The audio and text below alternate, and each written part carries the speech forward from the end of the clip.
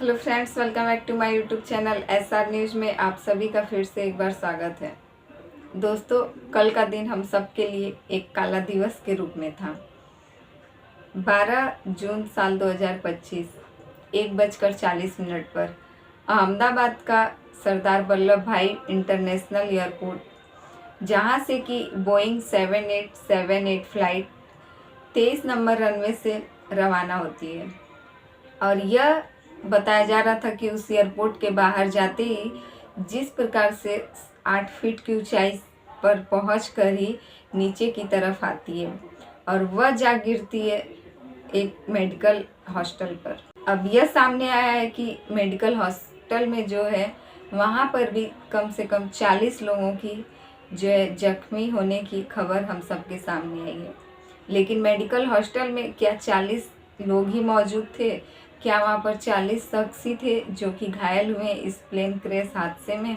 सूचना के मुताबिक तो यही अभी तक सामने आया है कि उस मेडिकल हॉस्टल में 40 लोग जो है वह घायल हैं और उन्हें भी अस्पताल में इलाज के लिए भर्ती कराया गया है। और वहाँ मौके पर पहुँचे हमारे देश के प्रधानमंत्री नरेंद्र मोदी जी। लेकिन नरेंद्र मोदी की बेशर्मी की हद अगर आप सुनेंगे तो आपको भी यकीन नहीं होगा। किस प्रकार से नरेंद्र मोदी जो है हमारे देश के प्रधानमंत्री नरेंद्र मोदी उस घटना स्थल पर पहुंचते हैं वहां जायजा लेने के लिए। उस पूरी घटना का जायजा करने के लिए जैसे ही प्रधानमंत्री नरेंद्र मोदी पहुंचते हैं, बेशर्मी की सारी हदों को पार कर देते हैं। वह उस घटना स्थल पर पहुंचने से पहले जैसे ही उन्हें यह पता चलता है कि अहमदाबाद में किस प्रकार से प्लेन क्रैश हुआ है, वह इस हादसे के तुरंत बाद कॉल करते हैं अमित शाह, केंद्र मंत्री अमित शाह को, और वह उस घटना स्थल पर पहुंचने के लिए कहते हैं। इससे पहले भी जो कश्मीर में हमला हुआ था वहां पर भी अमित शाह को जाने की अनुमति दी गई थी। लेकिन हुआ क्या था, ना तो वो उस घटना स्थल पर पहुंचे थे और ना ही वहां पर उनके द्वारा कोई भी सुविधाएं दी गई थी। तो इस बार भी इस प्लेन क्रैश के हादसे में नरेंद्र मोदी का कॉल जाता है केंद्र मंत्री अमित शाह को कि आप उस घटना स्थल पर जाएं और उस घटना का जायजा लें। इस बार केंद्र मंत्री अमित शाह उस घटना स्थल पर पहुंचते हैं, यानी कि अहमदाबाद में जिस मेडिकल हॉस्टल पर यह प्लेन हादसा होता है, अमित शाह वहाँ पहुँचते हैं और सभी से वहाँ पहुँचकर जो भी बचाव की टीम थी वहाँ पर सभी से वह बातचीत करते हैं, इस पूरी घटना का जायजा लेते हैं। लेकिन होता क्या है, जैसे ही प्रधानमंत्री नरेंद्र मोदी उस घटना स्थल पर पहुँचते हैं, नरेंद्र मोदी जो है वहाँ पर अपने कैमरामैन को लेकर पहुँचते हैं। और उनका कैमरामैन, आप समझ सकते हैं आखिर कोई तो होगा जो उनकी हर एक एंगल से तस्वीर निकाल रहा था। यानी नरेंद्र मोदी पहुँचे थे उस घटना स्थल का जायजा लेने के लिए। उस इतने बड़े अब तक के इतिहास में सबसे बड़े हुए प्लेन हादसे में 242 लोगों की जानें चली गईं।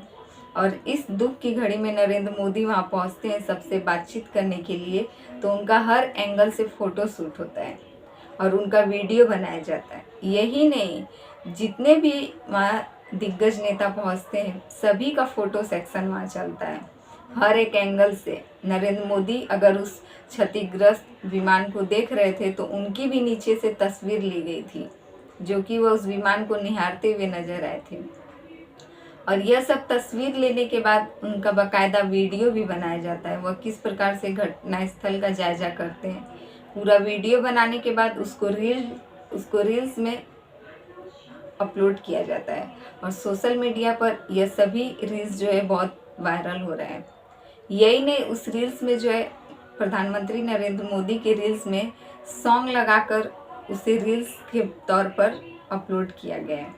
अब आप बताइए, आखिर कोई तो होगा जो उनका इस तरीके से तस्वीर और वीडियो बना रहा था। इस दुख की, इस घटना की घड़ी में भी उनको जो है यह फोटो सेक्शन करवाना हुआ नहीं भूल रहे हैं, क्योंकि उन्हें जो है राजनीति खेलना है। होगा कुछ नहीं, प्रधानमंत्री नरेंद्र मोदी इससे पहले भी जम्मू कश्मीर में हुए हमले में ऑपरेशन सिंदूर का नारा लगवाए थे।